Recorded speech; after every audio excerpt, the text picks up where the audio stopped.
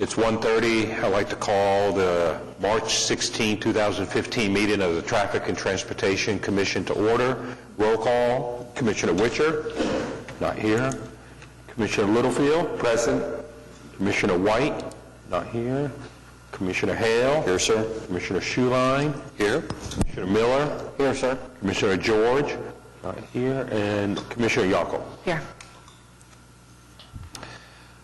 I'd like to have a motion concerning the minutes of the February 16, 2015 meeting, please. Motion to approve. Motion to approve the minutes from Commissioner Hale.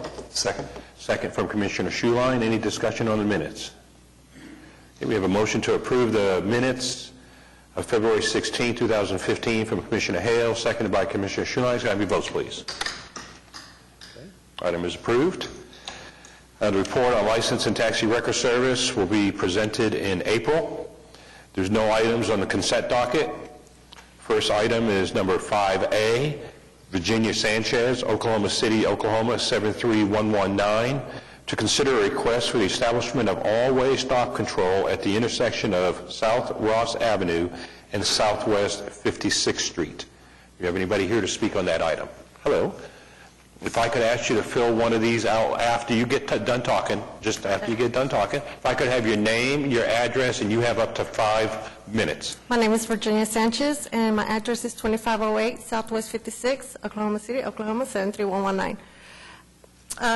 The reason why we're requesting a four-way stop sign is because in that area it is really dangerous. That both houses that are for Ross and 50 and right there in 56, they park their cars right there where we can't see who's coming or who's going, and the other car can't see who's coming and going either. There has been accidents and right there in that area.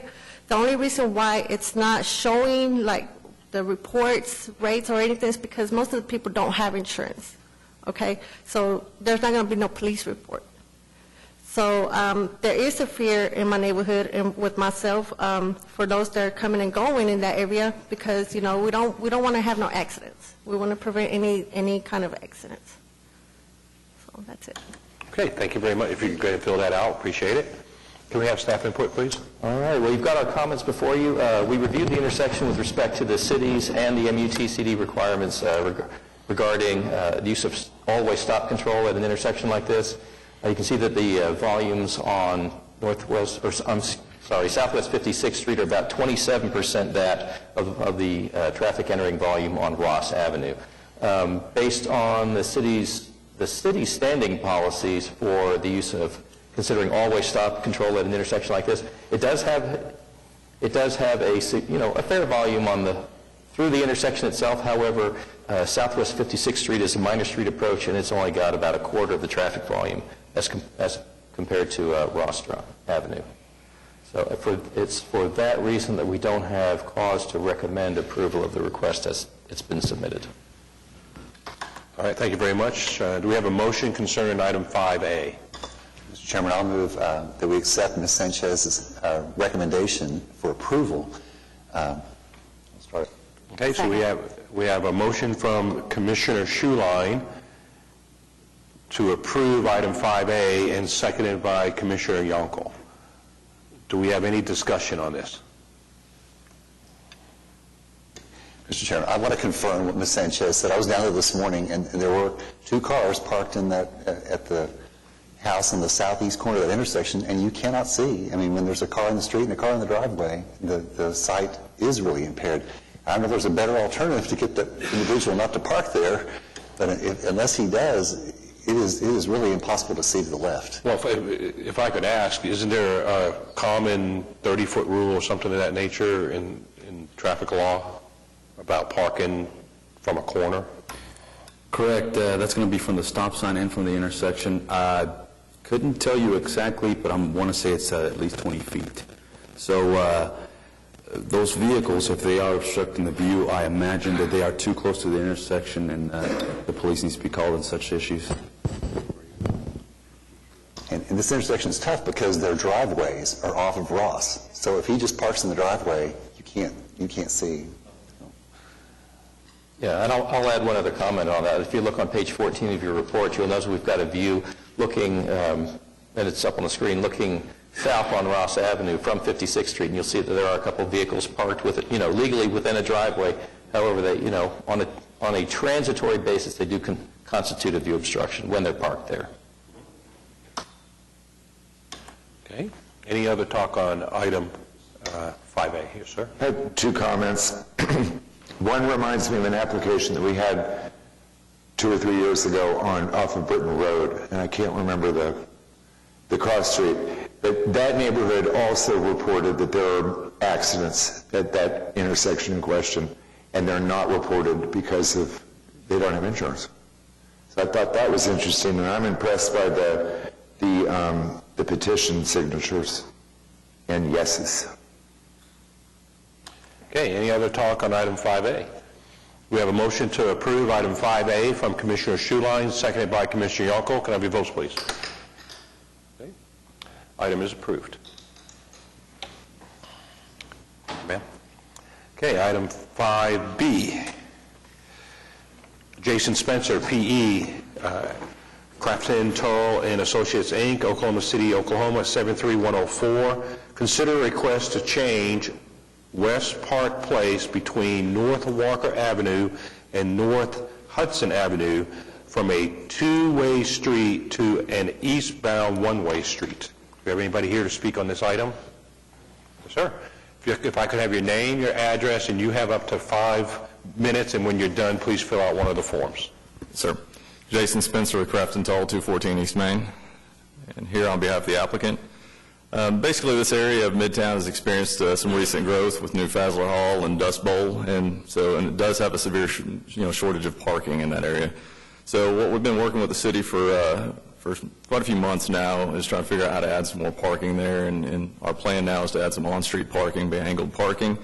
In doing so, it was agreed upon with the city that we would vacate a portion of the right-of-way, leaving a remaining 22 foot of right-of-way for public right-of-way there, and then we would add on-street parking on the sides of that.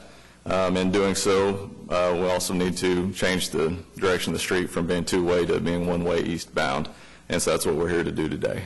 And so I'd be happy to answer any specific questions you guys have. All right, thank you very much. Thanks. If you could go ahead and fill out the form. Can we have staff input, please? Okay, you've got our comments before you.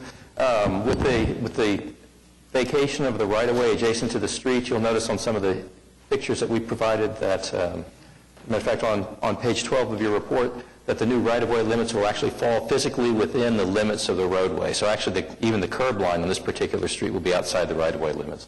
The only recommendation that we would offer if the items to be approved is that Park Place would be approved as a one-lane eastbound street.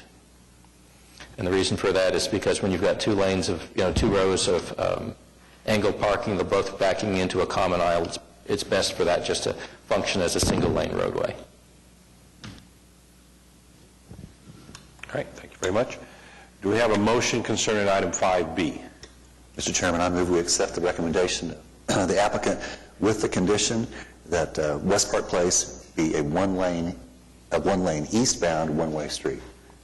Okay, so we have a motion from Commissioner Schuline to approve item 5B with the recommendation of the staff. Do we have a second? Second. We have a second from Commissioner Yonkel. Do we have any discussion on item 5B? I have a question for the applicant. Yep, sir. Mr. Spencer, the city has a minimum required depth of 18.7 feet for 45-degree angle off-street parking. The depth as requested is 18 feet. It's a little shy. Is there any concern on, I legitimately ask that if it's not a big deal, but is there any concern about that, and are you addressing it? Well, and we can definitely look into that. We've been working with city staff and city engineer on this and trying to stay within a corridor of what was the former right-of-way through there, and basically the 2 right-of-way lines aren't parallel, so trying to fit all that in. And it was agreed upon leaving the 22-foot, which is an extra wide drive, leaves that extra space there. So if there is a little bit of overhang, it's still going to function the same as it would if it's a one-way with angled parking there. So I don't know that it's too much of a concern, and it may be that we need a variance to get this plan approved.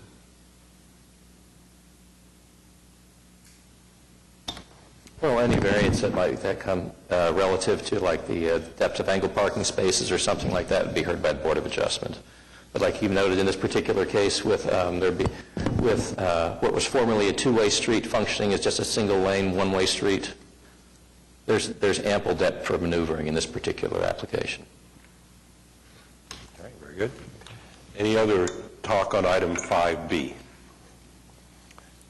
Okay, we have a motion to approve item 5B with the modification from staff, from Commissioner Schuline, seconded by Commissioner Yonkel. Can I have your votes, please? Okay, item is approved. Item 5C, Daniel S. Audrunas, P.E. Smith Roberts, LLC, sorry, to consider a request for a mid-block pedestrian crossing on Northwest 8th Street, approximately 175 feet to the east of the east curb line of North Harvey Avenue. Do we have anybody here to speak on this? So if I could have your name, your address, you have up to 5 minutes, and fill out one of, do we already have one on you? No, we don't. Yeah, and we just need one of these filled out when you're done. Okay. Thank you, sir. Yes, I'm Dan Androlanis with Smith Roberts Baldwin-Schweiler. We're located at 100 Northeast 5th Street in Oklahoma City. The request is part of a larger overall plan to replace sidewalks and handicap ramps in the area of the new OCU Law School. And we're bringing the ramps up to ADA compliance and the sidewalks as well. And the purpose of the mid-block crossing is to accommodate people that are going to park north of 8th Street to cross over to the law school. We've worked with Mr. Chai and came up with the type of warning signs that would work and oriented the existing off-street handicap spots that, in accordance with some staff comments. So if there's anything else, I'd be happy to answer any questions. All right, thank you very much. Can we have staff input, please? Okay. The location in question is kind of at a midway point between Harvey and Robinson, and OCU has occupied what used to be last known as as an insurance building. It's a former high school, and their parking facilities, they've got off-site parking facilities on the north side of 8th Street, and they control a series of lots. And in this particular case, they're just looking to construct a mid-block crossing to function that capacity. When we were out there doing observation, we noted that there'll probably be several spaces that have to be eliminated to either side of this particular crossing, just so they have like a clear zone, actually really a safety zone, so that pedestrians are easier to see, so they don't look like they're emerging from in between parked cars. But action on this particular request will be at the discretion of the commission. All right. Is there any action that has to occur if you take away parking? If you decide that you do need to take away 2 or 3 spots? In this particular case, no, because it's not unlike times when we get an application for a driveway permit that comes in within the limits of like on-street parking, whether it's angle or parallel or anything else like that, because it's elimination of parking for something that someone's allowed by right to construct, like a driveway approach. There's no action that's needed on the part of the commission to reduce that. All right, thank you. Okay, do we have a motion concerning item 5C? Mr. Chairman, I move we accept the applicant's request, subject to the applicant bearing the responsibility for the preparation of all construction documents and the construction of the ADA-compliant ramps and sidewalks at the requested crossing location. Okay, so we have a motion from Commissioner Schuline to approve item 5C with the 2 modifications as he stated. Do we have a second? Okay, we have a second by Commissioner Littlefield. Do you have any discussion on this item? I have a question. Ma'am. Where does the measurement start for the 20 feet safety zone? From the dead center of the crosswalk or from some exterior perimeter that marks the crosswalk? Because that could be maybe a 5 to 7 feet fluctuation. That could be another parking space based upon where it's measured from. I can't quite tell by the drawing where the 20 feet starts in either direction. We would probably try and get it as close to the edge of the crossing as we can to either side. So, you go to the east edge of it and then go about 20 feet. That'll probably take out about, potentially maybe 2 spaces. Okay. And then likewise on the west, going the other direction. Okay, that's what I was hoping, because it just, 20 feet doesn't seem far if you're starting from the center. No, it's not. And typically, a lot of the, well, if you look at a lot of the continental crosswalks that are in the downtown area, a lot of those crosswalks themselves are pretty close to 20 feet wide. Okay, thank you.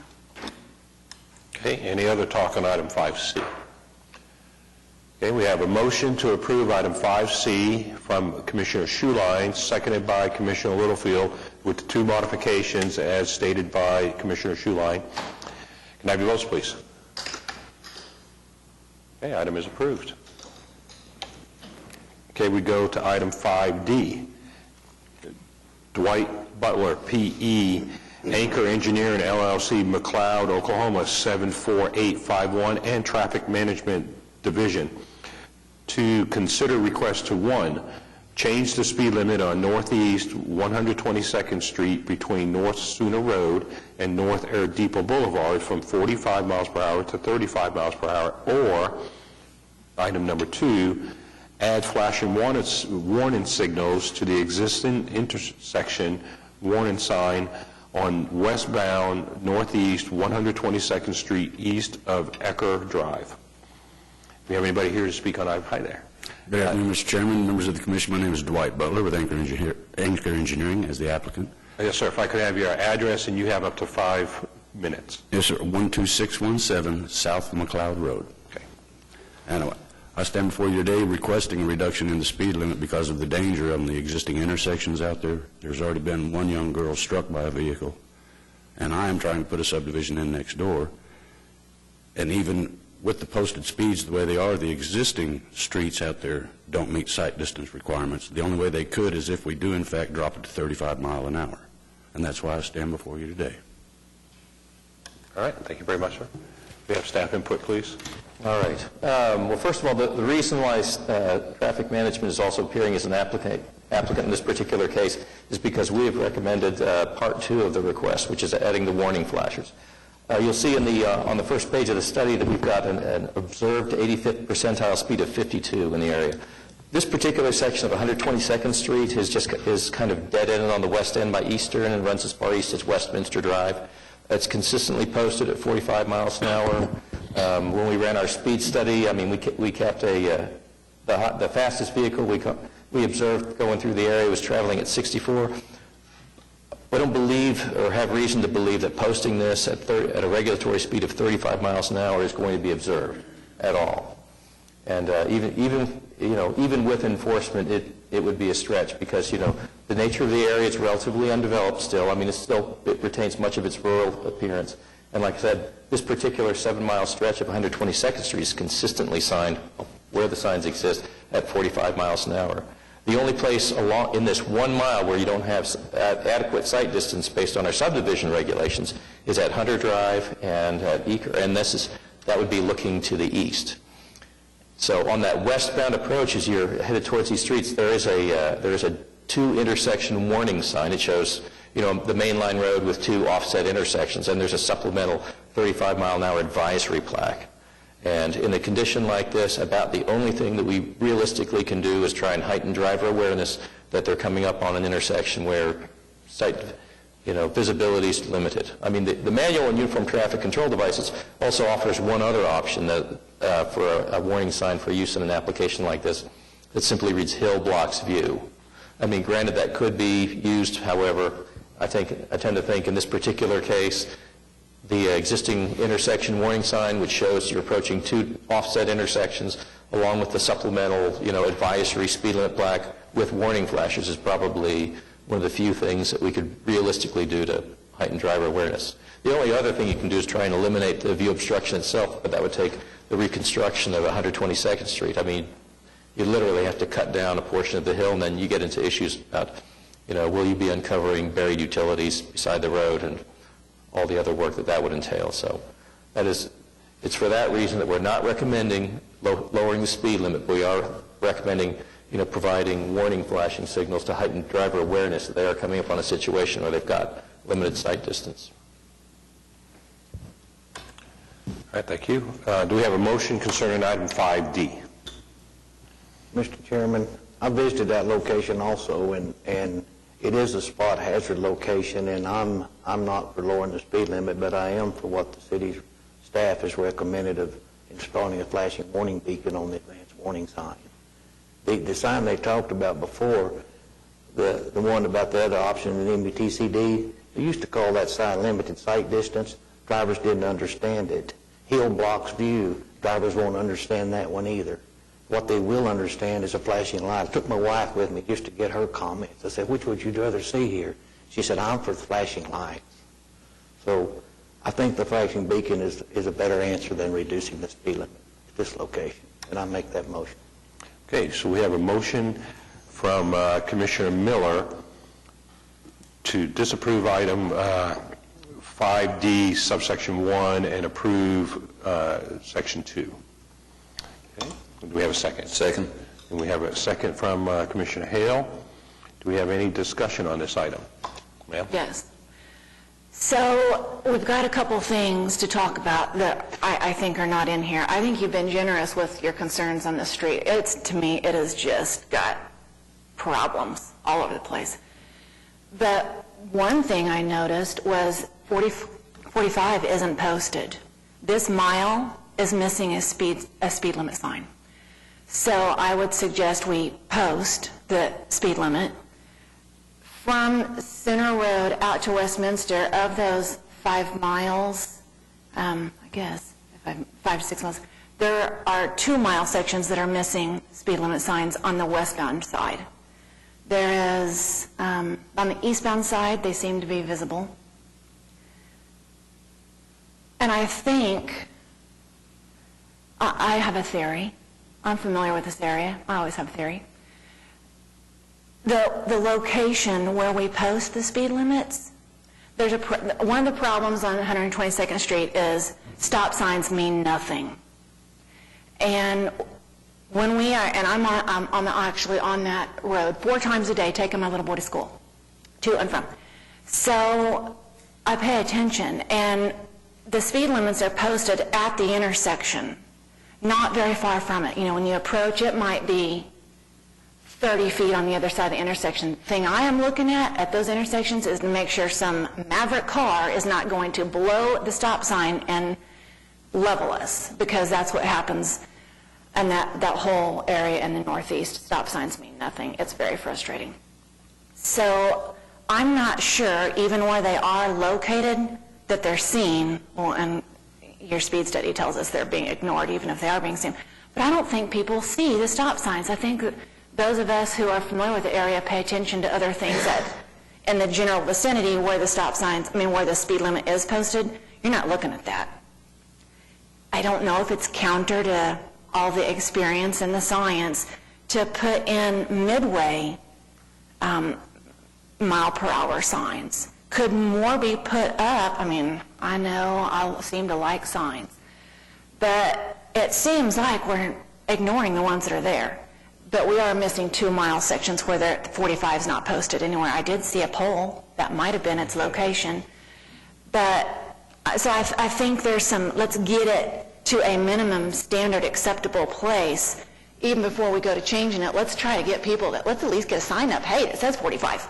They're not going to abide by it. You see that. We got another problem on the street. There is, the road conditions at best, the surface conditions are challenging. So when you've got sand trucks, you've got, I think they're called Class A vehicles, the big vehicles, whether it's an 18-wheeler, but they're mainly like construction dumping kind of things going all the way out to Westminster to this area where they can take debris and then they pick up loads of sand. You got these giant trucks that are the ones doing the 64 on your speed study. I can promise you that. I'm surprised it's that low.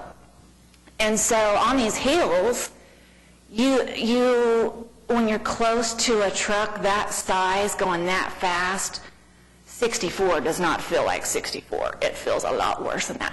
So I can see the perceived safety issues of these residents because it's right on you. You can't see them coming, and then when they're coming, they're about to level you. So there is merit. It might not be a lot of homes, and at night, but these people are onto something. So I think we want to listen to the concern. 35 is not going to make the 65 mile an hour people do 35. But I feel like there's anything we can do to consider some alternatives, maybe mid-mile postings of 45. I mean, I'd like to have a whole fleet of people making sure that they're actually doing the speed limit, but let's start with getting it posted to begin with. I made notes on this. Let me make sure I've got them all.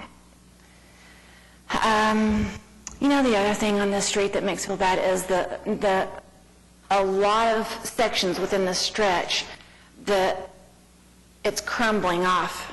The vegetation, the road's crumbling off. It feels narrowed. It's just adding to the perceived safety. Now, there was some beautiful work done and taken back the trees on 122nd further back into the ditches, like in the fall last year. That was spectacular to see that. So I think that helped, but there's potholes and there's repairs upon lumps upon repairs, and when you hit those lumps or the holes, and you got some other safety challenges there. I mean, they do keep it up the best I think they can, and we all call in the potholes on the street, I'm sure of it. But there are a lot of things adding to the folks who have signed a petition or saying it feels unsafe. It's not just about the speed there. So their concerns, I think, are very valid. I think that's it. Those are all my notes. So I think some speed signs would be helpful where they're missing to begin with. Staff. We'll go ahead and get that taken care of. We'll have the entire area checked. And it's not an issue to install some mid-mile signs.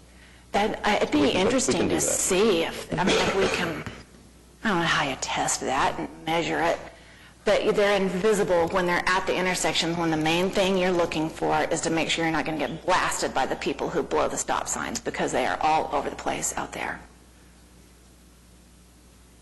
All right, and sir, did you have something? We're already working on that area there on Coltrane with a stop sign. It's not a big deal to go ahead and have these guys go farther out east, the motor jocks, and do some enforcement out there. That'd be wonderful. Thank you. Okay, sir? Commissioner Yokel, one of the things that's interesting that the traffic calming group is beginning to notice a trend. If you put up a speed limit sign or a stop sign or a yield sign, people tend to not notice those as much as they might if it's flashing. It's a form of traffic calming that could be effective in a case like this. Now I have one question for you, if I may. You mentioned that you were considering doing a development on that road? Yes, sir. Sometime? Yes. Would the current speed limit affect, is it a residential development? Yes, sir. Would the current speed limit affect ingress or egress to that residential development, depending on line of sight? Of course, we don't know where it would plan to be, but... Yes, sir, it does. I was about to say, because the addition you're talking about, Ty, is only accessible through Hunter Drive, isn't it?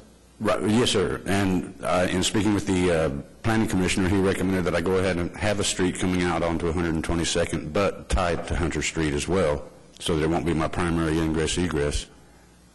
But it's still a little nerve-wracking putting a street out on the top of that hill with the speed limit at 45 and the sight distance not supporting it. But if the sign is flashing and saying 35, that would be up to your discretion.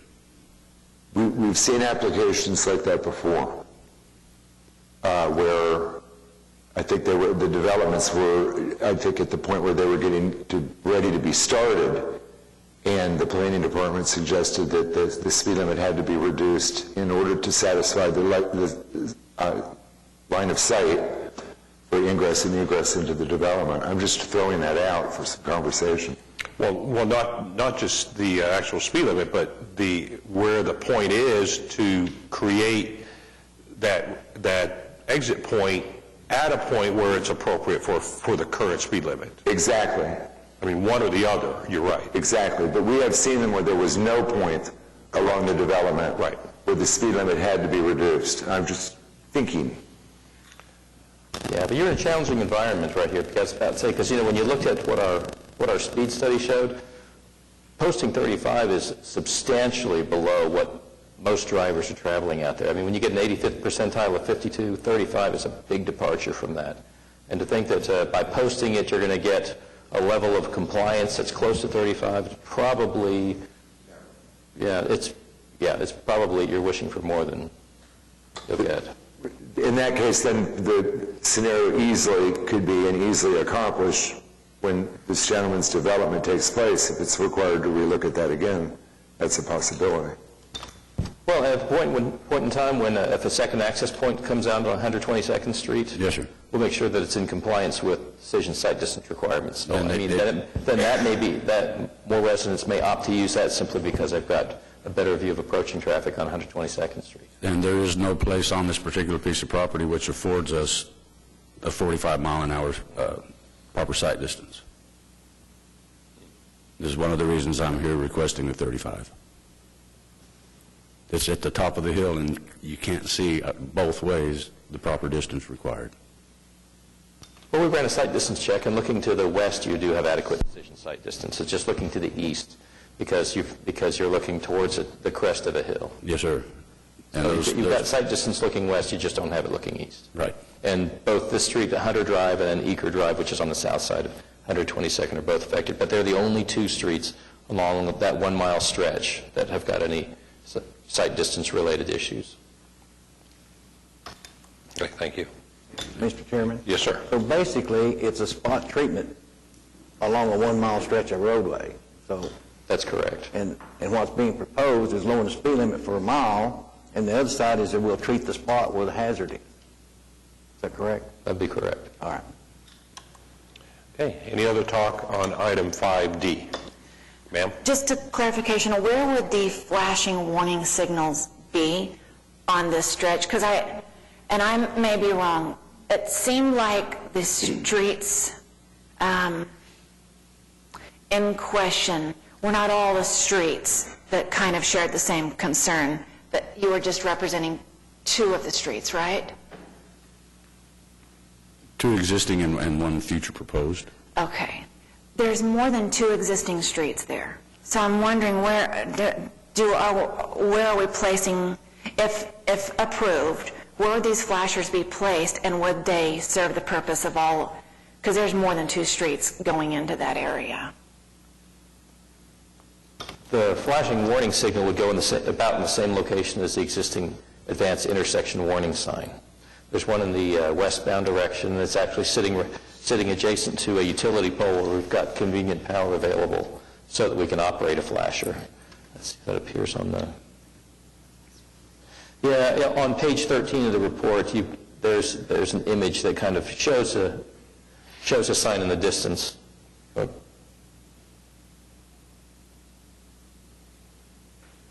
watching the screen There you go. instead of my... Oops.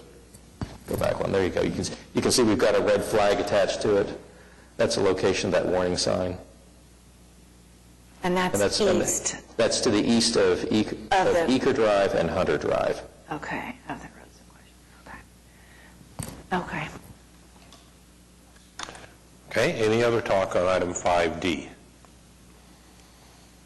Okay, we have a motion to approve item 5D, number 2, disapprove item number 1 of 5D from Commissioner Miller, seconded by Commissioner Hale. Can I have your votes, please? Okay, item is approved. Thank you very much. Thanks, sir. 5E, Vicky Ottinger, Edmond, Oklahoma, 73012, to consider a request for the establishment of all-way stop control at the intersection of Stonebriar Lane and Crest Ridge Drive. Sir, if I can have your name and your address, and you have up to 5 minutes. Vicki couldn't be here. She's out of town, so I'm a board member, and she sent me. I'm Mark Michaud. I live at 913 Northwest 194th Terrace. Sure, and if you could fill one of these out when I you're done, sure will. please. Thank you. First of all, I just wanted to say I appreciate the study that was done. I thought it was done very professionally.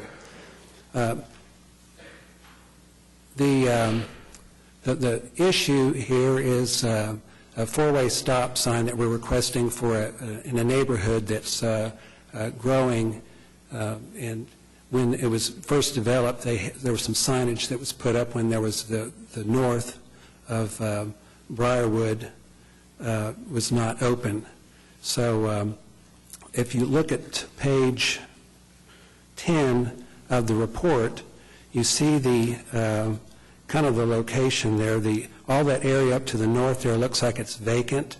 Well, there are 27 houses up there currently, and there's 2 of them that have sold. They're supposed to put 50 in the immediate area, and the developer has plans to put in another 150. So at some point, even though the report is saying that we don't need stop signs at this point, we're trying to be proactive, and because we know it's coming. If not today, it'll be maybe a year from now.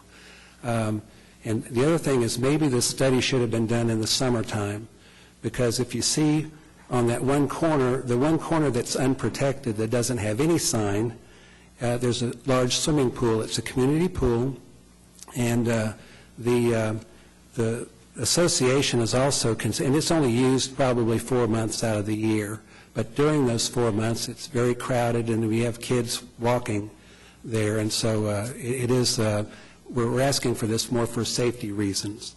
The board is also considering putting in a playground by the pool so that the kids could have something to do in some of the other times of the year. So it is a place where you're going to have small children, and at least the traffic, we believe, is enough to where it would warrant stop signs. I do see in the recommendation, though, that I think it's on page 3 and 4, that the one corner that doesn't have any signage at this point, I think there's a recommendation for a yield sign that doesn't says it doesn't have to require voting of the board. But well, I'm going to go ahead and request for the stop signs, because we feel like it is needed. If not today, it'll be very soon.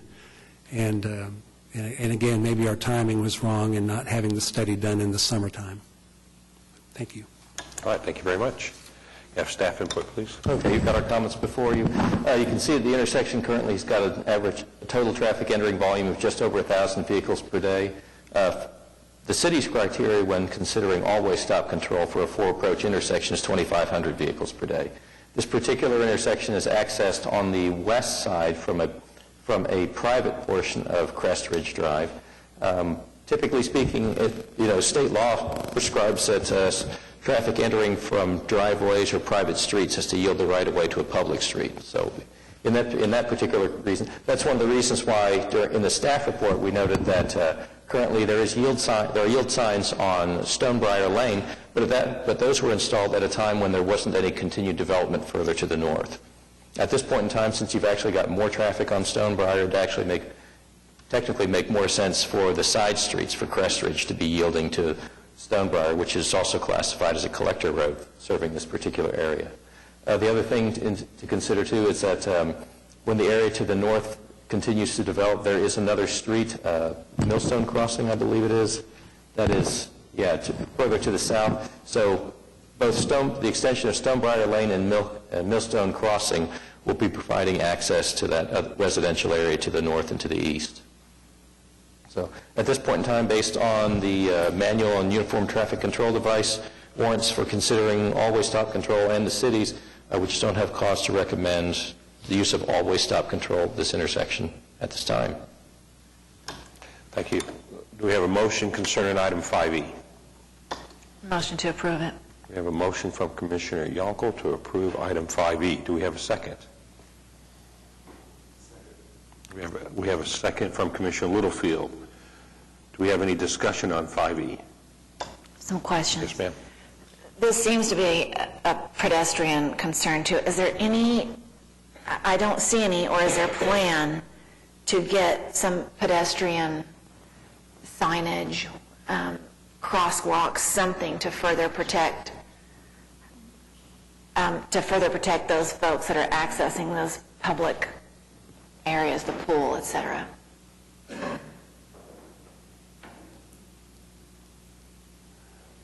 That is new to me. I'm not sure what we're eligible to request in here. I mean, certainly would like some, whatever signage might be appropriate there, but is that something that the homeowners association would fund and put up, or would that be something that the city would do? Okay, well, at this point in time, let's say with, if currently the motion is to approve the always stop control, and adding pedestrian crossing signs at an always stop controlled intersection is not a requirement, because all vehicles have to stop anyway, and it doesn't really, it's not, I think the MUTC does not support putting in pedestrian crossing signs at always stop controlled intersections. So for that reason, there wouldn't be, there would be nothing else the city might do at a location like this with respect to heightening awareness of pedestrians. Of course, it is solidly within a residential area, so presumably most drivers should be paying attention, because considering these streets don't connect anywhere else, it's primarily residents that are using this particular roadway. Well, any recommendations such as that are appreciated. Then the stop sign is placed to prevent it, that's right where the gates are closed. That seems like it's there for the purpose when the gates are open. I'm assuming when the gates are open, the cars that are stacked might be blowing through it, trying to get out instead of getting trapped in the gate. Is that why that stop sign is there? And that seems to be part of this all-way request, but it's already there. So Well, that particular stop sign is not one that the city recognizes.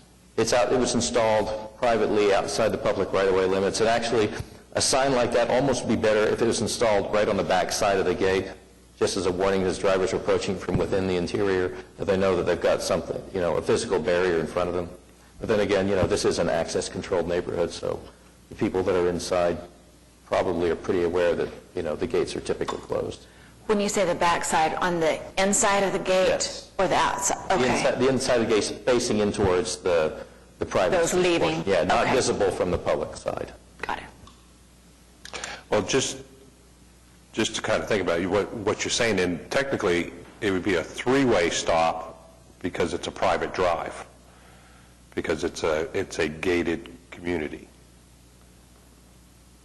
More of it, because, like you said, driveways and private drives have to yield. So can we put up a stop sign on a private drive? The city would not put up a stop sign on a private driveway. This one here. Right, that was not installed by the city, that was installed by, But off of this motion, when we say always stop, will the city put in a stop sign somewhere there? If always stop control is approved at this particular location, a stop sign will be installed within the public right-of-way portion of it, so it'll actually be out closer to Stonebriar Lane. It won't, because that one right there is set, inside the gate, and it's not at a location where we'd ordinarily install one anyway. So the car would come up to the gate, have to stop, there's a stop sign there, the gate would open, they pull up, they see another stop sign that Correct. says, before you enter the right-of-way, you need to stop again. Yeah, the stop sign on the interior, is really redundant in that particular case. It's not even really needed. But we will be putting up one Yes. in the right-of-way. Yes. Sir, you're shaking your head? That feels a little weird to me. That was not the intent. There is a stop sign currently there. We're just, the request is that we'd like to have all four corners have a stop sign. One already has one. We don't need another one there. Well, but like we're saying, but that's not actually on the public right-of-way, so therefore it's not actually a stop sign for the city. Right, and that was put up by the people in the gated community. Right, but we would put up one there, outside the We gates. would, because otherwise the city wouldn't have the ability, if there was, in the event of a knockdown, we've got no ability to replace it or put it back up. It has to be on the public right-of-way if approved. That's fine, but that really wasn't part of the request. Because we feel like that we already have a stop sign there, but if that, whatever you all need to do. Well, and then it even goes to the basic thought, does the city put stop signs on private right-of-ways or private drives? No, we do not. But this time we will. No, we'll still stick it in the public right-of-way. But it's still coming off a private drive. Yeah, that's what I'm saying. It's coming yeah. off of private. So we do- But there is public right-of-way available for a stop sign to be placed facing the private portion of Crest Ridge Drive. Okay, so like, let me just say, a Walmart, Target store or something is a private drive that enters into a roadway. The city would never put a stop sign on that road. That's correct. Is a gated community the same kind of Yes, concept? gated community would be the same, treated the same way. Okay. They could take their stop, there's really no need for their sign. Because by law, they have to stop anyway. Right. And if we At have, this point in time, there's no need for their sign.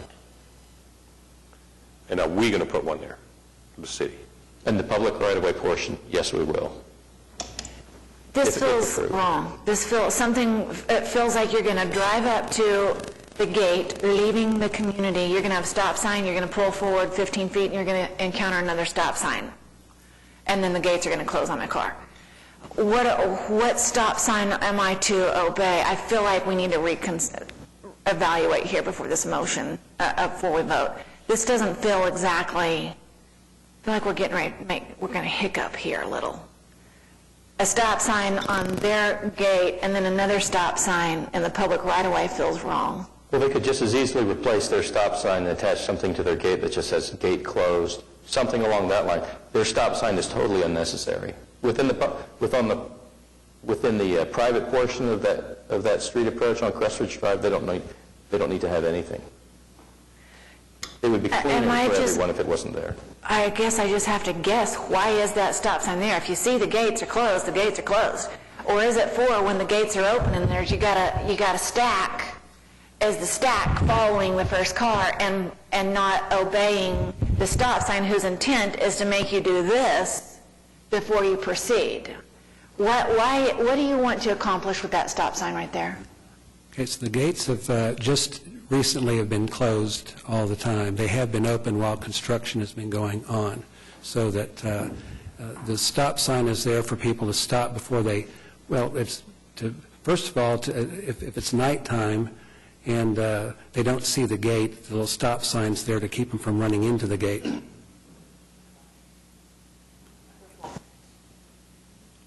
Well, so let me just ask, if you're leaving your private area, is there an expectation that you will stop at the curb before you enter that roadway? Yes, sir. I mean, first of all, where the gate is located, you can see the traffic. But can they see you?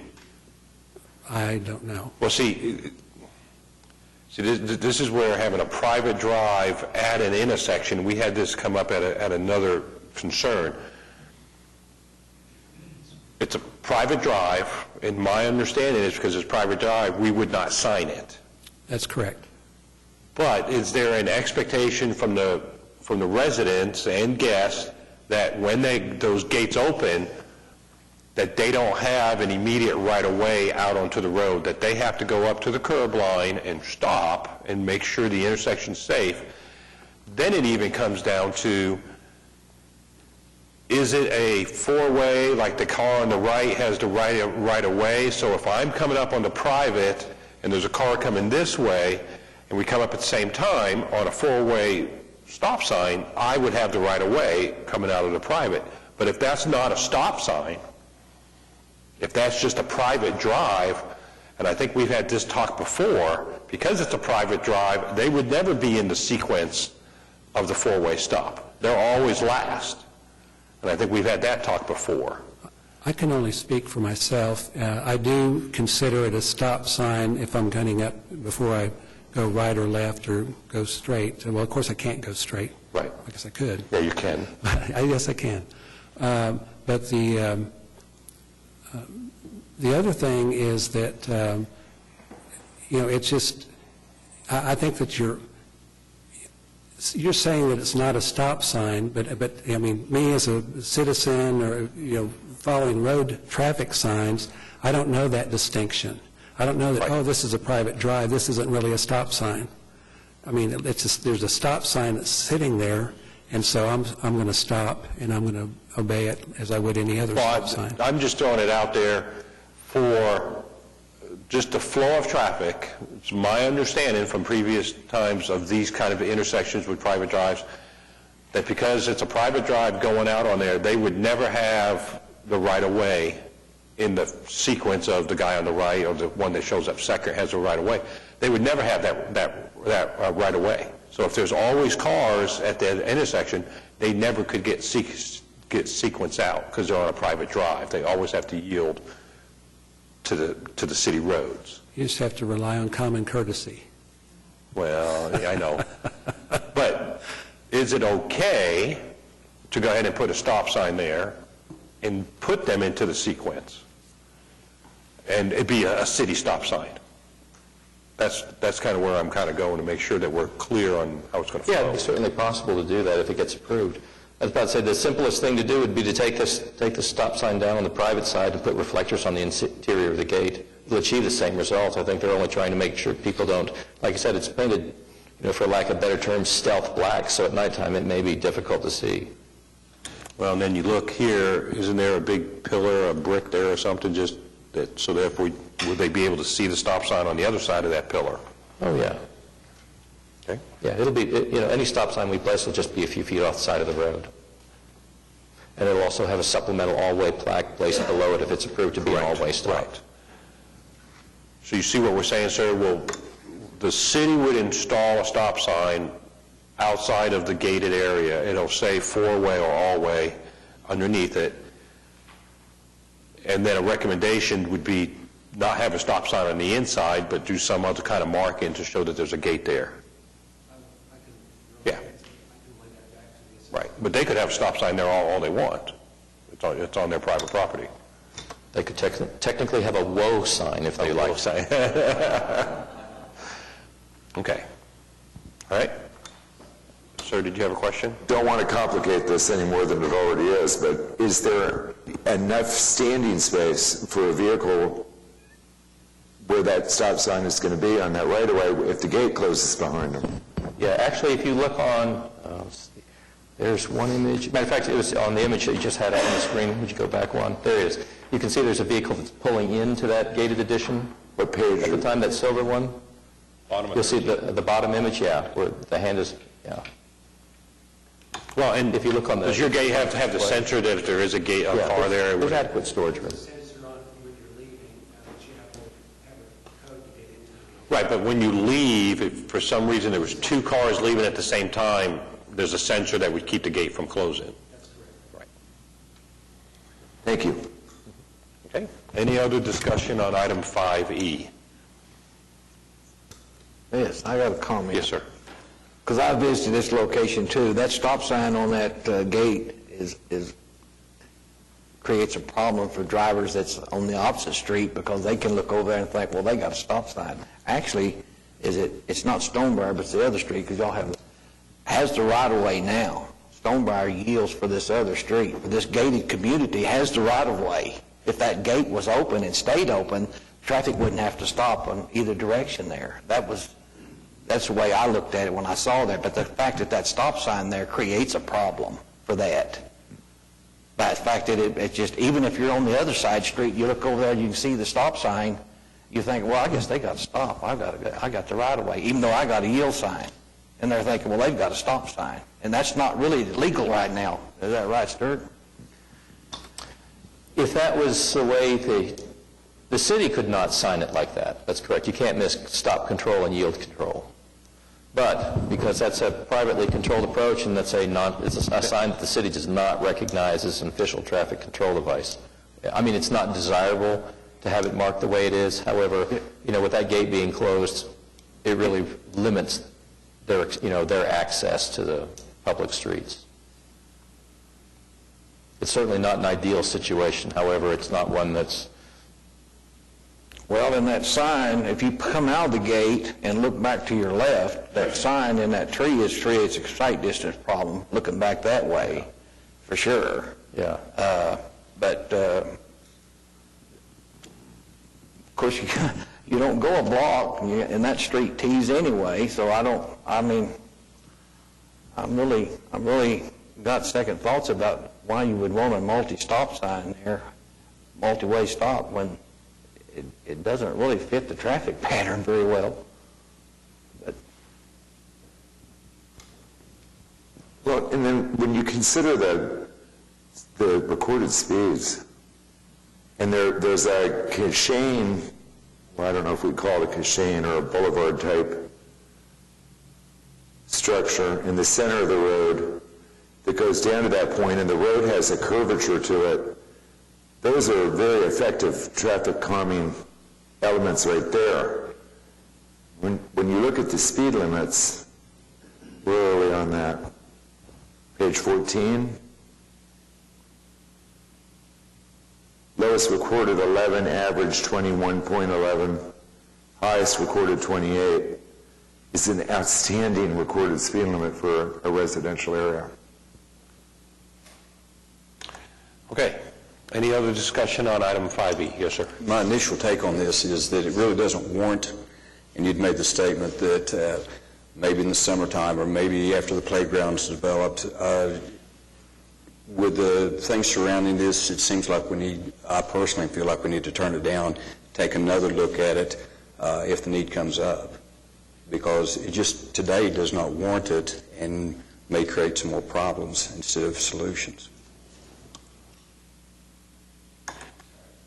All right, any other discussion on item 5E?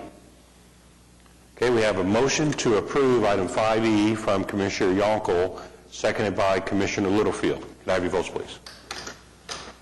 Item is not approved. Okay.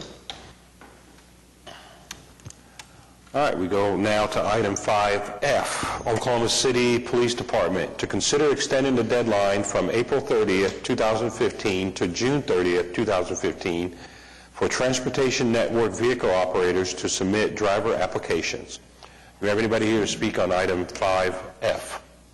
So if I can have your name and your address, and you have up to 5 minutes. And I believe I have your...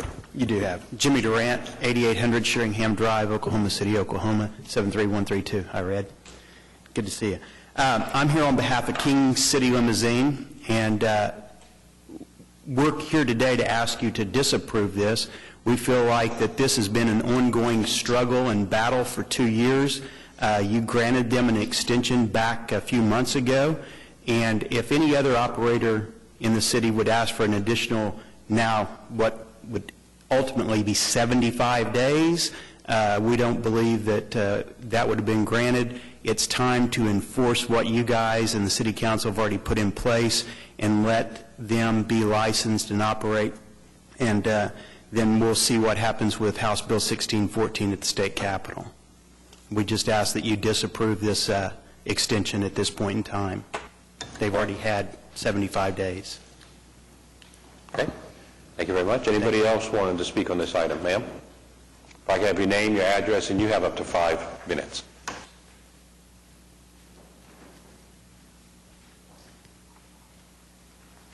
Good afternoon. I'm Pam Thompson with Yellow Cab, and I reiterate everything Jimmy said.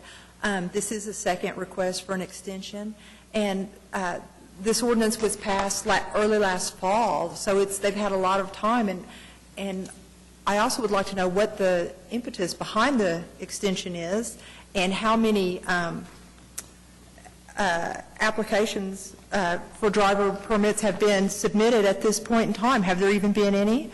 I just think they thumb their nose at you guys. I would think you'd want to be a little insulted.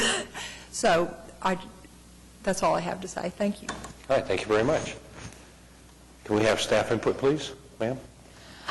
At this time, the Oklahoma City Police Department has put forward a motion to you to extend the deadline. This is a city request, not from the companies themselves, based upon the delay that is created.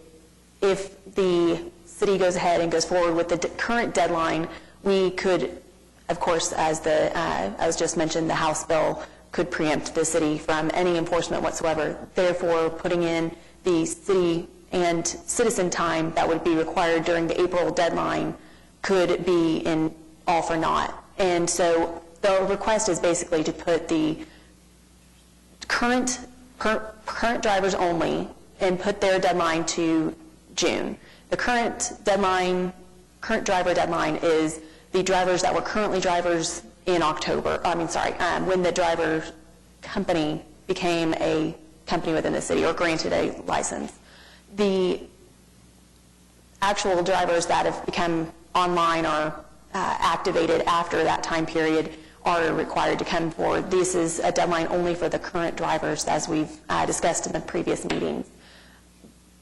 That is basically the background behind it. If you have any questions, I'd be glad to answer them, or any questions. Okay. Any other staff input? Okay. Do we have a motion concerning item 5F?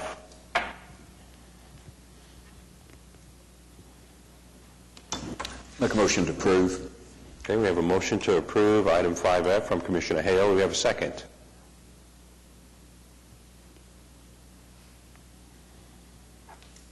Okay, we do not have a motion, we do not have a second to approve Commissioner Hale's motion. Do we have another motion?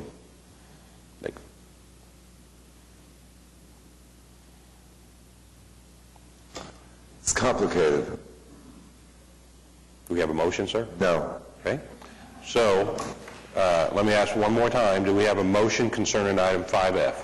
Understanding a failure to have a motion means that the item does not approve, and we move on. And if I may, Yes, ma'am. the delay would also create an issue if, since the next meeting, if we bring this forward in April, because of the moving of the bill forward in the Senate, or would occur after our Oklahoma City Traffic and Transportation Commission meeting. So it would delay the implementation and enforcement as well. So. Could I have just a minute to say why I asked that it be approved? I'm in agreement with you that this has been dragging on. I understand. But at this point in time, if we do not extend this, we will burn a lot of time and energy for something that may not, that our authority to regulate may be taken away from us. So, whether we like it or not, we're kind of on hold until we know what the state's going to do.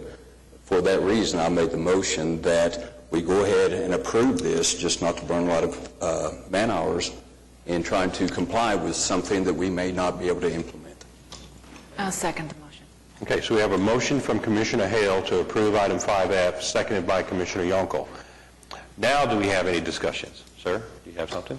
We'll work our way around. Where I need a little bit more information is, I believe it was our last monthly here, the one before, where we gave license to Lyft. Is that correct? Uber still hasn't come forward with the license application. Uber has come forward with their license. Lyft has not. Okay, of the Uber folks, has anybody applied for have any of their drivers applied for this license?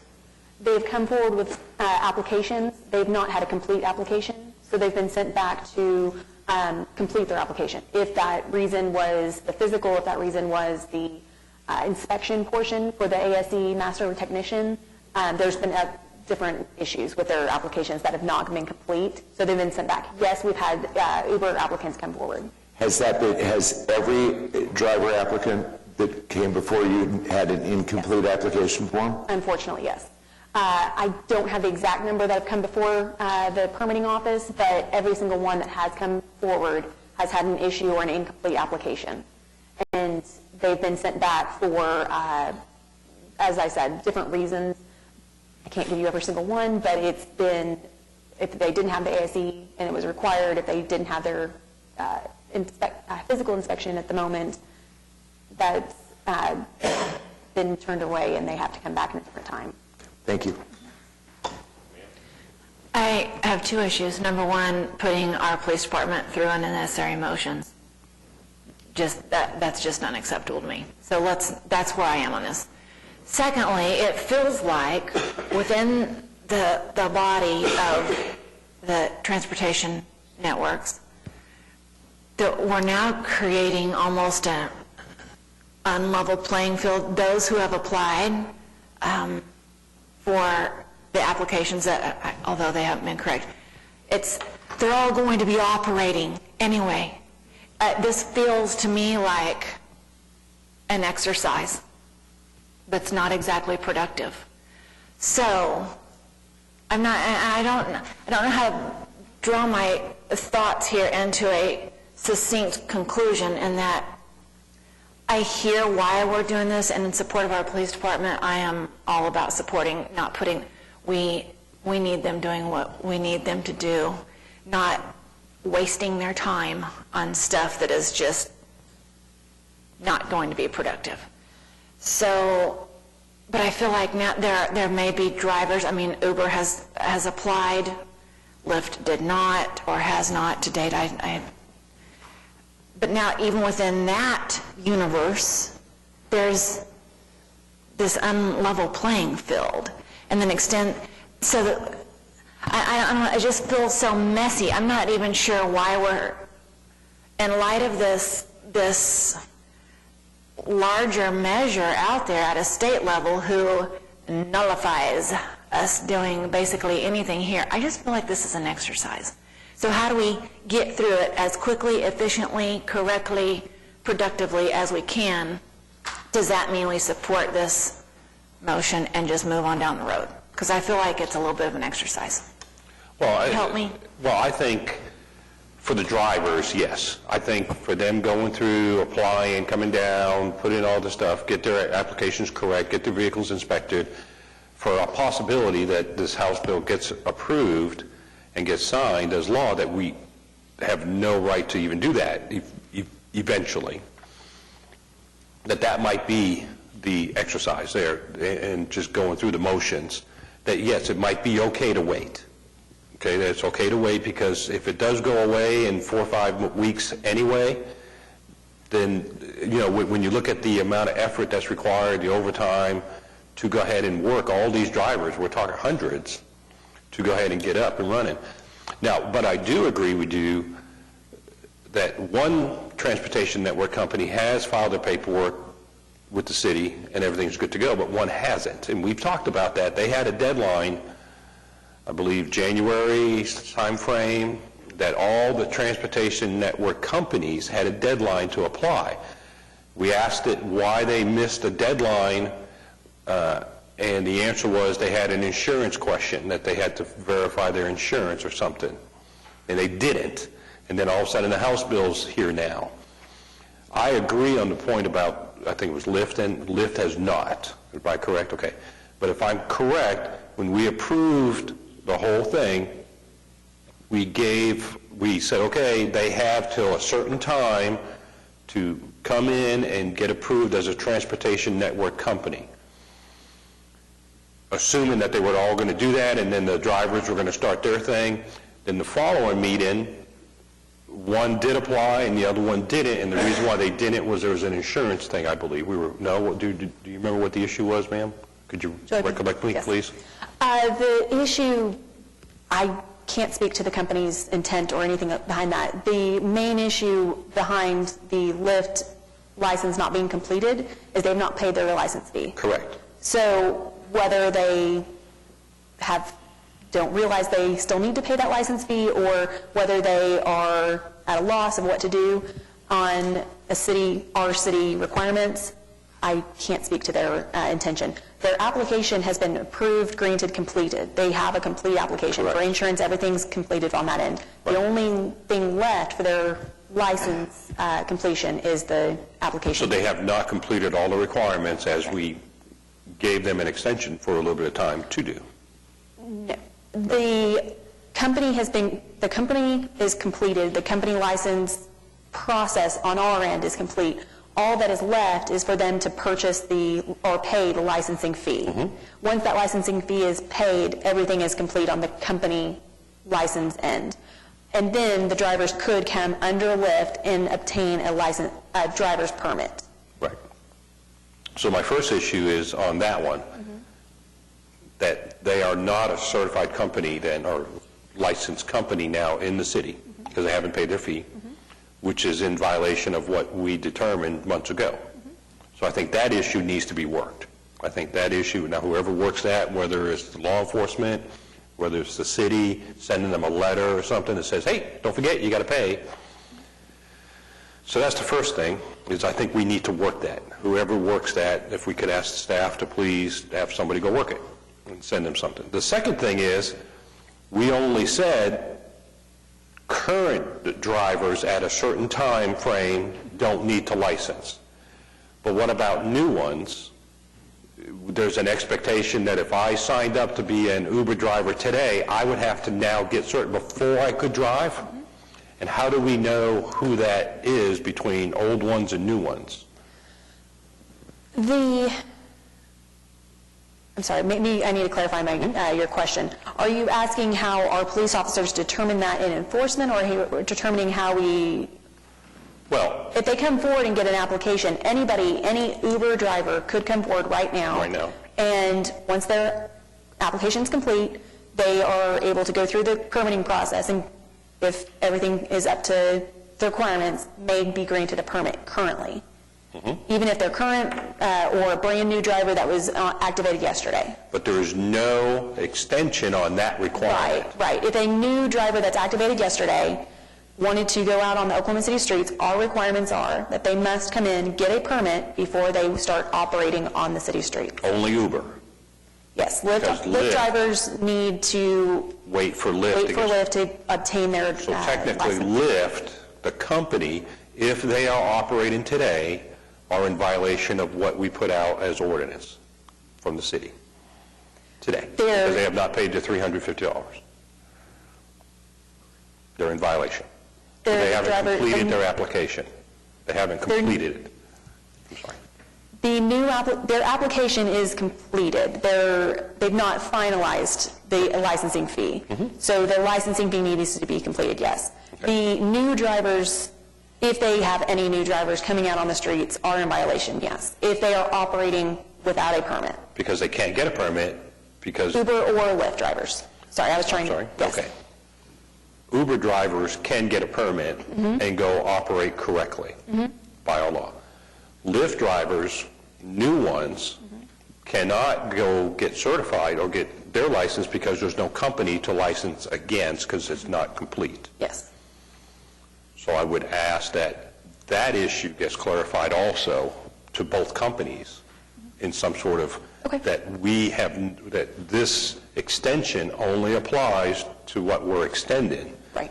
Which is just those old drivers. Any new drivers that come on after a certain date, and that date was established, with Uber must come get certified, but with Lyft needs to know that all their operators, even current and old, are in violation.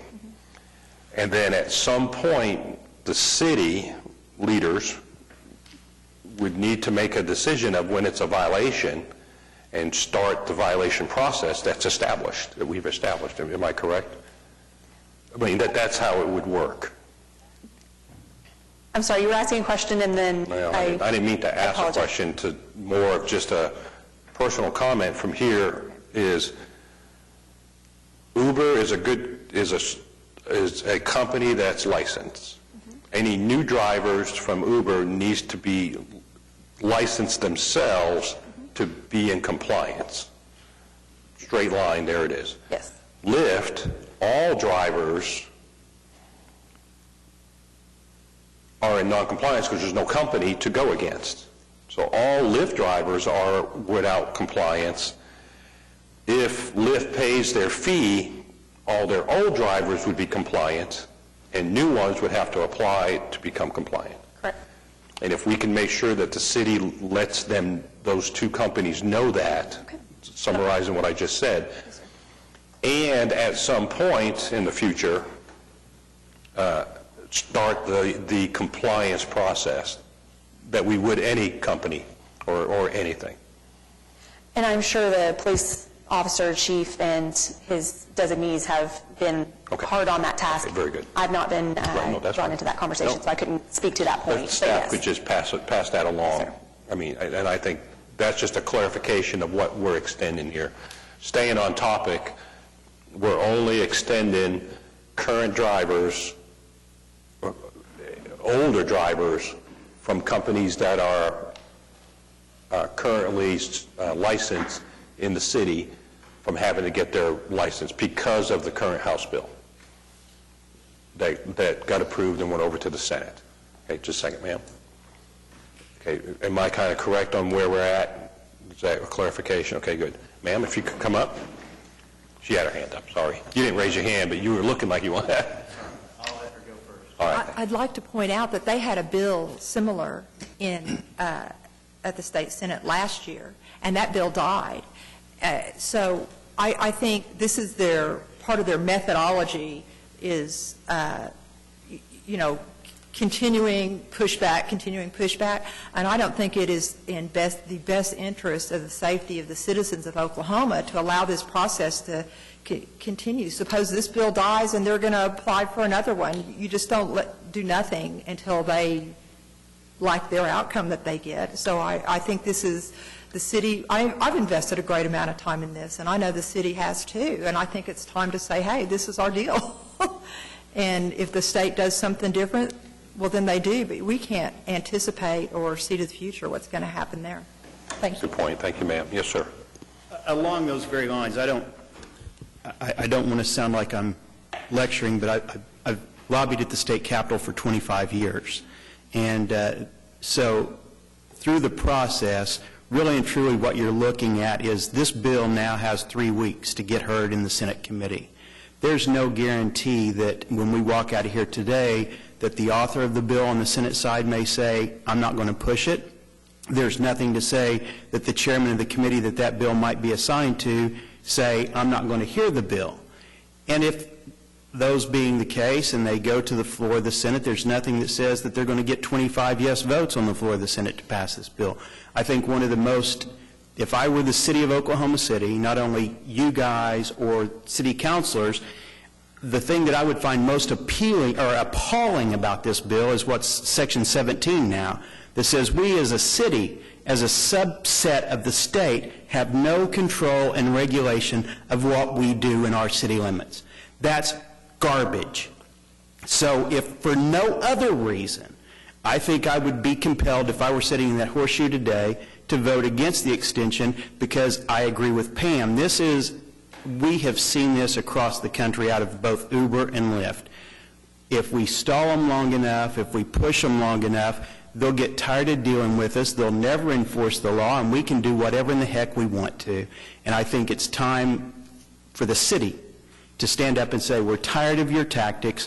Just because you're a billion-dollar corporation, you're not going to tell us how to run our city. And I think the city, police department, everybody else has done a great job. We've worked tremendously with M.T. Berry and the counselor's office and others on this deal. It's just time that we quit the nonsense and say, now's the time for you guys to put up or shut up and get out of the city like they did in San Antonio. All right. Thank you, sir. If I may have to follow up. Yes, ma'am. This is basically, we will know, as he said, in 3 weeks whether or not it gets out of the Senate. As he said, it could fizzle and nobody wants to push it. It could just as likely go on the flip side and do as it did in the House and pass with no resistance. Therefore, we're just asking to have that 2 months. We can have a final answer by May 29th, and in June we can enforce this against the current drivers.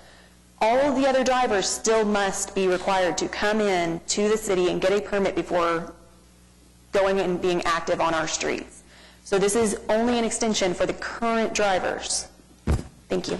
Right, and of course, we are going to notify both of the companies, the one that's lacking, paying their fee, and the other one, to remind them of that they're newer drivers that came on after that certain date need to come in and get certified before they operate. Okay, good. All right, we were over here. Let's head over this way. Anybody have anything on this side of the horseshoe? Okay, back over there. Did you have something, sir? I have a real concern, and my concern is the work that we did here in sending a resolution to City Council and having them thoroughly scrutinize that, send it back to us with some revisions that we looked at and thoroughly scrutinized, and send it back and it was approved at City Council. I'm not understanding why this body would be making this adjustment to this ordinance when it was something that had to be approved through council. Why isn't this something being heard there? If I may answer? Yes. It's being heard from you because it's in the ordinance. We put in the ordinance that because we didn't know when this was going to be passed, because we didn't, when this was written back in the summer and fall, we didn't know when this would be passed, and so therefore, when we stated when the deadline was, we wanted to be able to say, if this is a deadline that's the day before, and we're passed, and you were granted a license, and then we have 1 day to license hundreds of drivers, that's an impossibility for the city requirement. So on the city's end, we wanted to be able to say, we have an ample amount of time to create a deadline for these drivers to come in and be efficient and be organized in our approach in permitting these drivers. So in the ordinance on 56-341 in Article 3, we stated that if the deadline is delayed, the Traffic Commission may come forward and extend the deadline for those TNB drivers of the current TNB drivers of that company, so that it's only the drivers that were currently driving when the license was granted, and we can extend that so that the city can actually be efficient and organized in their approach. And it comes to you because in the ordinance it states that the Traffic Commission will have that decision. I understand the answer to that question. I do. What further complicates me is this would be the second time that's been extended. Okay, and the answer to my earlier question about how many drivers from a licensed, I want to say TLC, I know that's where you buy plants, TNC Corporation, I'm disappointed in the response for the people that are required to get a license. I understand the bill and all of that, but I think a lot of people in this room and outside of this room would agree that this is just typical government trying to drag something on to solve some other greater problem. We made a decision here, and I think that we should hold their feet to the fire until the state tells us differently. That's my opinion. Let me just ask, does anybody know about how many drivers are out there that were driving at the time when we said, okay, these are the amount? Is it 500, 1,000? Does anybody have a flavor of what that is? I can give you an estimate. An estimate, yes, ma'am. Okay, the estimate is about 500. Total, from Lyft and Uber? 500 to 600. 500 to 600 from Lyft and Uber. LT, could you come on up and let me ask a question? How much effort to license 600 people, their people and their vehicles, how much effort is that, and how long would that take you, and workload and all that kind of? If we were to say no to this extension, press on, and these 600 people start showing up, never mind the current, never mind new ones that have to come in, to say 600 people, what's the effort from your section? What we had set aside was 3 10-hour days, Saturdays in April, with numerous officers to work, both the permitting for the drivers on the inside, because there's a lot of paperwork, photographs, and all that to be gone through. Officers outside to do inspections, go through the vehicles, make sure they meet compliance, and then we also had assistance with licensing sorted out where they would actually come over and do the permitting part, payment part for the vehicle permits at the same time. So it's a really big thing because it takes time to do all that. So you're saying 3 10-hour days? So we had set aside 3 days in April, right. Saturdays in April, which is right. overtime. 3 10-hour days of overtime? Yes. For how many officers, about?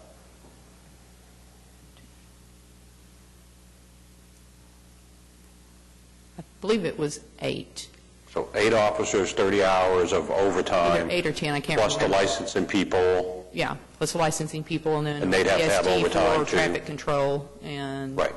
yeah, and licensing at least 3, if not 4 people. And Okay, then so all that's the effort that we're looking at, that if yeah. we were to disapprove this, that effort would have to proceed.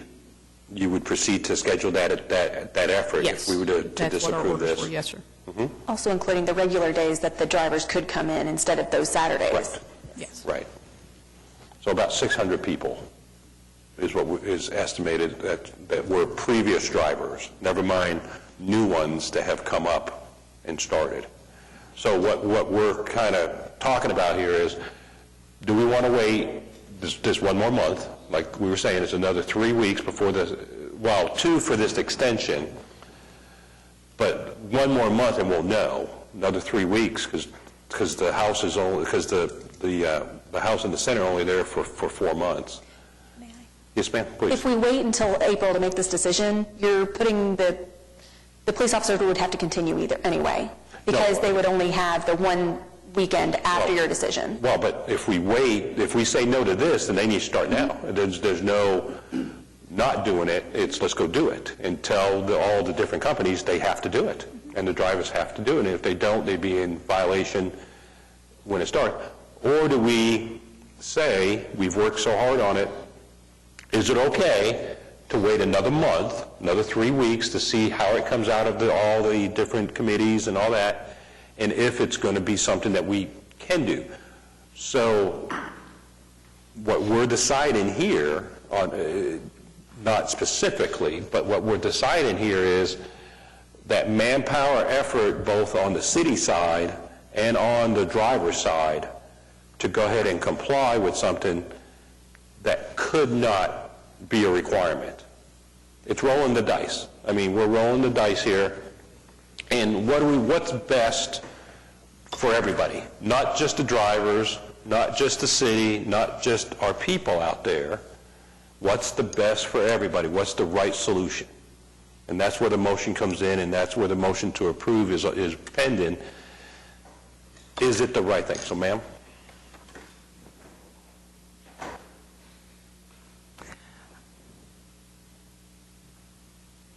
Where I land on this is the request is from our partners at the police department. And for me personally, I mean, there are, I don't know the scope of the work of what these officers would be doing if they weren't pulled onto this, or whatever offices. But I have to believe not a single resource in the police department has time to be wasting efforts on anything. And if we're going to know in a few weeks that these efforts would essentially be for naught, if I were the police department, that would be a tough pill to swallow. I couldn't agree more with what you guys are saying. I really couldn't agree more.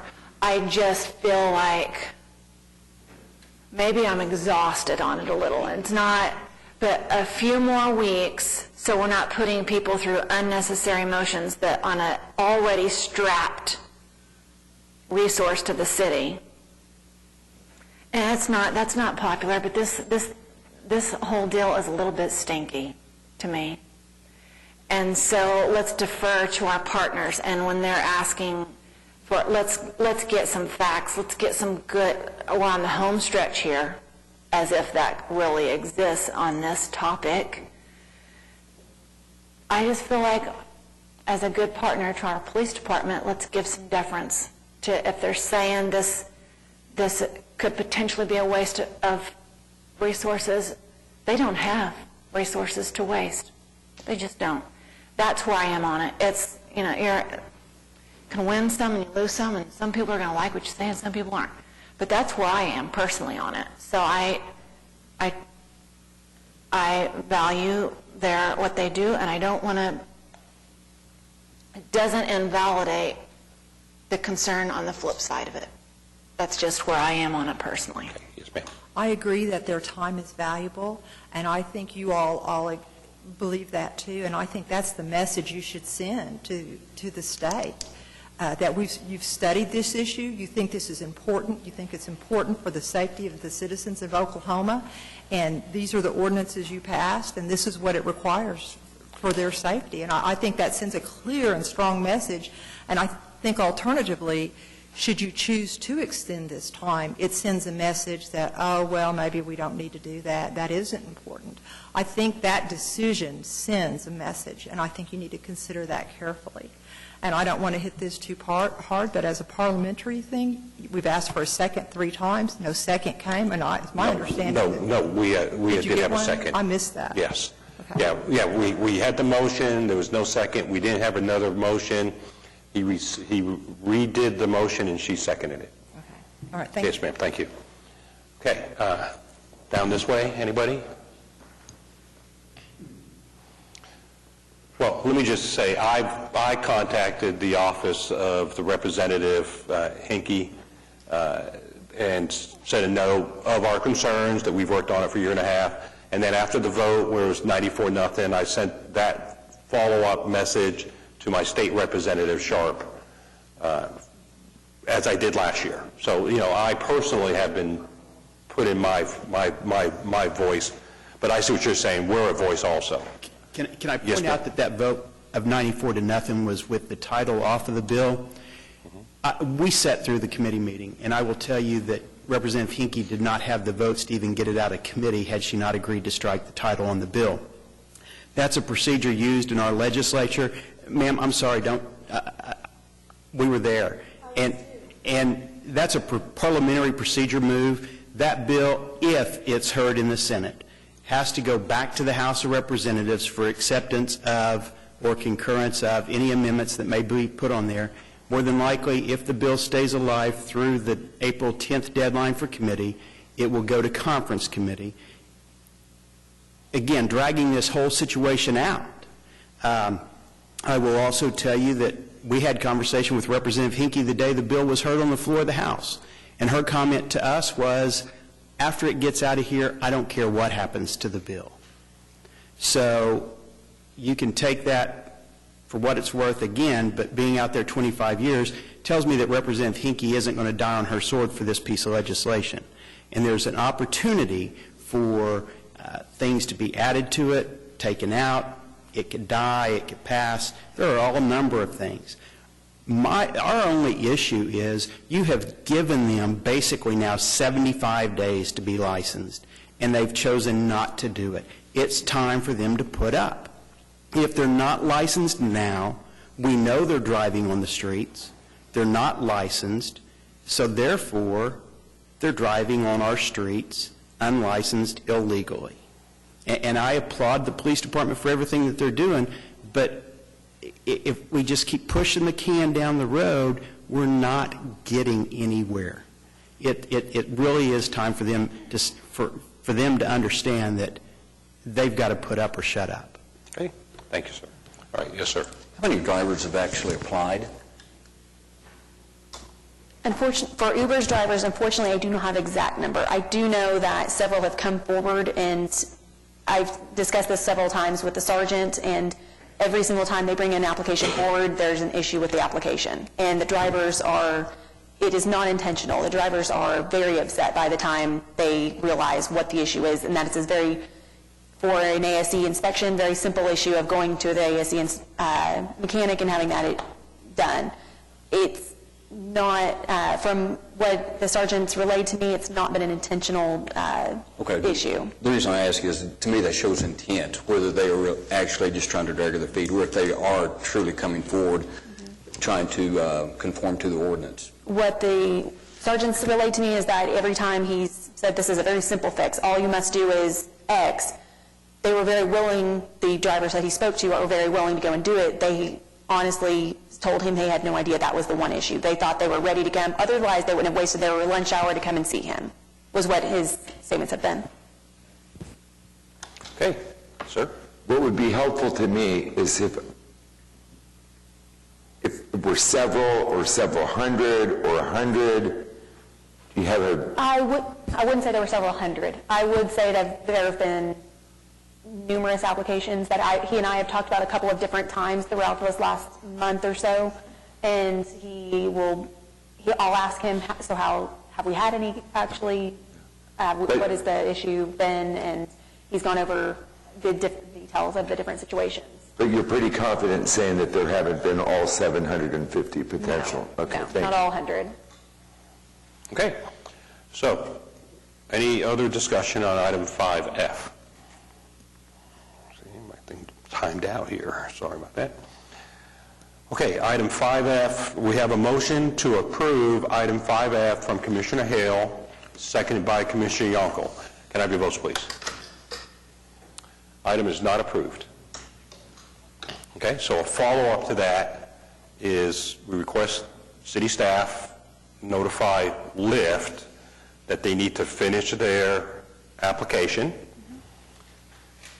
2, if you could notify both companies that their previous drivers from that deadline needs to start coming in and start making things happen, and to remind them that any new drivers after that date get in before they even start driving on the road, to remind them of that requirement, that we're pressing on, that the city has the right to do this, and we need to make it happen.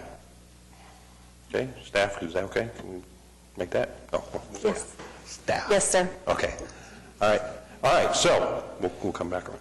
All right, any comments from citizens? Okay, now we go on to item 7, reports and other items from traffic commissioners, et cetera.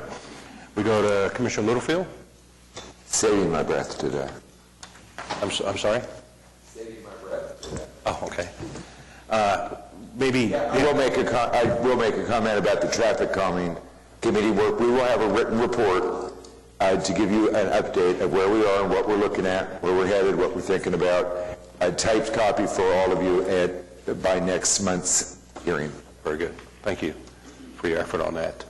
Let's go to Commissioner Hale. Nothing today. Commissioner Schuline. Nothing, sir. Thank you. Okay, Commissioner Miller.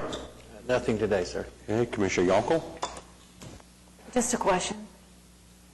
What's the process and is there any merit to it? As a body or as individual voices, do we need to express the concern with this now going to the Senate bill on the removal of the regulatory practice at the city level, that it just become that we don't want this to pass the Senate? Or I think... how does that work? Do we, as individual private citizens... Well, as a private citizen, you should be contacting the authors of the bill and your own personal state representative and state senator if you have comments that apply to the city and as a citizen. I would think that the Traffic Commission would not, as a commission, send something up to the state or even to city council or anything. Everybody's aware of what the ordinance is and all that. Now, the question comes up, and this is past my understanding, and maybe staff could help. Does the city ever comment anywhere to anybody, kind of what's going on up at the state level, of what applies to the city just in general? Maybe not specific to just traffic stuff, but just in general. You're asking in general, do we keep track of what's going on in the states? Okay, well, if you keep track of it, and if we provide as a city counsel to them of how we feel things should go, does that happen? Does the mayor call, or does city manager call, or somebody? And Yeah, the city tracks legislative issues that may affect how the city operates. You know, whether it's with respect to like utility rates, you name it. I mean, so the city does pay attention to what's going on at the state level and how it will impact local government operations. And do we as a city make comment to them somehow? Maybe we don't know. Maybe. Depending on the situation, it depends, honestly, on how it affects the city, if it's what type of regulation it is. Okay, so there is history of the city getting a hold of the state level and say, hey, in our opinion, this is how it should be. So that does happen. So the question that she's asking is, if we're of the issue where we think the city should get a hold of the senators in the House and say, hey, in this issue, we need to be able to we should contact the city manager's office, or, I mean, is that where it kind of comes from, the city manager's office, more than the city council and the mayor kind of thing? So if you'd like to get a hold of the city manager, I think, and say, hey, I think the city really needs to step up. I mean, that's how it works, right? That's how it would work. They're the official voice of the city, per se. Okay. Okay. Anything else, ma'am? I think the low activity towards applying for licenses or submission of applications demonstrates things, an interest in participating in a proper manner in the city. And it just, I have 2 meetings or 3 meetings ago, I've said enough on that. I just feel like the low participation and the milestones that have been set forth on these transportation networks just demonstrates a kind of a lack of desire to participate. Okay, so if we could just wait, I think we have somebody here who can speak. If I could have your name, and please help us I'm out. Jane Abraham, and I'm the Community and Government Affairs Manager. I work in the City Manager's office, and I manage our legislative program for the city. So we've got a legislative committee, which is the mayor and Councilman McAtee and Councilman White serve on that committee, and they recommend a legislative agenda each year to the council. And the council adopts a legislative agenda, and we have contract lobbyists that the city hires, and we work with them to try to prevent damaging legislation for the city and also bring forward initiative items to pass at the legislature. So, and this is very much on our radar, and we are working this bill. So. So you are working it, you are aware, and you are providing city recommendations. Correct. City input recommendations for how it could be altered, so that we could, that it wouldn't, damage the work that we've been doing over the past several years and that kind of thing, and getting that message across. Outstanding. Does anybody have any questions for her? All right, well, thank you for stopping by to pass that information. I was watching, so That's what we were thinking. Thanks for watching. Okay, so, and no other commissioners? Okay. Ma'am, anything else? Are you sure? Mr. Chai? I have nothing further to add. Okay, if we can have a motion to adjourn, please. Okay, we have a motion to adjourn. Second? All right, all in favor? Give me a yes, and we're out of here. Thank you very much.